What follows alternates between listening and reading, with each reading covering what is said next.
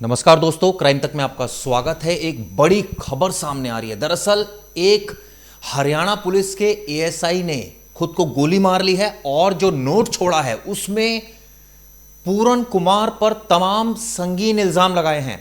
यह कहा है कि जातिवाद का सहारा लिया, वाई पूरन कुमार ने सिस्टम को हाईजैक कर लिया और यहां तक कि उन्हें करप्ट तक कहा है। और उसने ये कदम क्यों उठाया, इसको लेकर संशय बरकरार है। ये कहा कि मेरे इस कदम उठाने से एक मैसेज जाएगा।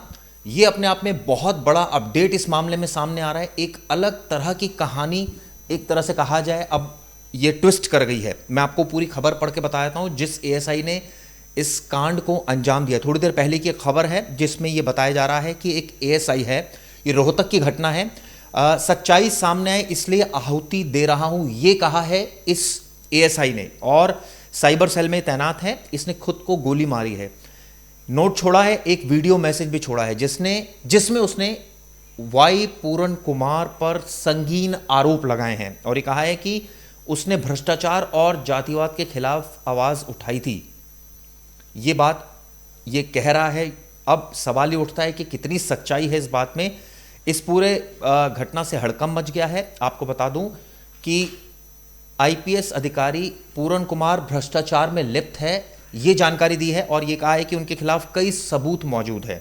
उसने ये भी कहा कि अधिकारी ने सिस्टम को जातिवाद के सहारे हाईजैक कर रखा है, जातिवाद के सहारे पूरे सिस्टम को हाईजैक कर रहा है और ईमानदार अफसरों को परेशान किया जा रहा है। यहां तक कि उसने लिखा कि गिरफ्तारी के डर से पूरन कुमार ने यह कदम उठाया, लेकिन वह अपनी मौत से पहले न्याय की मांग कर रहा है। इस तरह की बात अब कही जा रही है।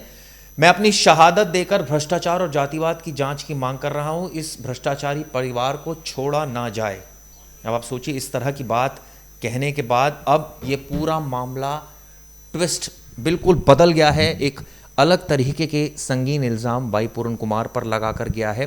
कितनी सत्यता है इसकी जांच होनी चाहिए। लेकिन हम सबको पता है कि जो आरोप 7 तारीख को जो उन्होंने अपने घर में खुद को गोली मारी, एक नोट छोड़ा जिसमें तमाम उन्होंने बातें लिखी, किस तरह से उनको over a period of time परेशान किया जा रहा था, ये लिखा। डीजीपी पर सवाल उठाए और सरकार ने डीजीपी को छुट्टी पर भेज दी। यहाँ तक कि राहुल गांधी आज पहुँचते हैं और वहाँ पर वो बयान देते हैं कि सिस्टमेटिक तरीके से इस अधिकारी को मारा गया। लेकिन अब जो ये आरोप हैं, ये आरोप अपने आप में बेहद परेशान करने वाले हैं, हैरान करने वाले हैं। एक एएसआई अपनी जान दे रहा है, नोट छोड़ रहा है और ये सब तमाम बातें लिख रहा है, उल्टे पूरन कुमार पर आरोप लगा रहा है। हम सबको पता है कि सुशील कुमार जो कि पीएसओ है, उसको अरेस्ट किया गया। उसकी एक ऑडियो लीक हुई जिसमें वो ये कह रहा था कि मंथली की डिमांड वाई पूरन कुमार कर रहे हैं। इसके बाद हड़कंप मच गया, मुकदमा दर्ज हुआ, एफआईआर में उनका नाम डाल दिया गया। अगले दिन मौत की खबर आई उनकी। लेकिन अब इस पूरे मामले में एक ट्विस्ट ये आया कि अभी जो एक आरोपी है जिसने ये कांड करा है, और मैं आपको खबर पूरी पढ़ के बता देता हूँ, सच्चाई सामने है इसलिए उसने कहा है कि मैं आहुति दे रहा हूँ। आईपीएस पर आरोप लगाकर मरने वाले एएसआई का आखिरी वीडियो भी सामने आया है। दरअसल नोट भी सामने आया है जिसमें उसने लिखा है कि भ्रष्टाचार और जातिवाद के खिलाफ उसने आवाज़ उठाई थी। रोहतक जिले की घटना है। सोमवार को एक दर्दनाक घटना सामने आई। अब इस घटना का पता चला है कि एएसआई है, उसने अपनी सर्विस पिस्टल से खुद को गोली मारी है। पूरे विभाग में हड़कंप मच गया है और आरोप लगा कर गया है वाई पूरन कुमार पर।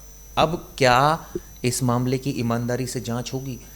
क्या एक तरफ जहां वाई पूरन कुमार ने तमाम आरोप लगाए, इस मामले को एक तरह से पॉलिटिकल रंग दे दिया गया, इसकी अलग से जांच चल रही है, सीबीआई जांच की मांग उठ रही है, वहीं दूसरी तरफ अब इस तरह का बयान सामने आना, ये क्या साबित करता है? इस पर हमारी नज़र रहेगी। कोशिश करेंगे हम आपको और इसमें जो सच है वो सामने ला सके, क्योंकि जो नोट छोड़ा है उसमें बहुत स्पेसिफिक एलिगेशन या तो होने चाहिए जिसमें ये पता होना चाहिए कि कैसे भ्रष्टाचार किया अगर वो आरोप लगा रहा है। लेकिन इस तरह के एलिगेशन अभी फ़िलहाल नज़र नहीं आ रहे हैं। जो पूरा नोट है वो भी मैं आपको पढ़ के बता रहा हूँ जो इस अधिकारी ने भेजा है। ये आप देखिए, ये संदीप कुमार इस अधिकारी का नाम है और इसने बाकायदा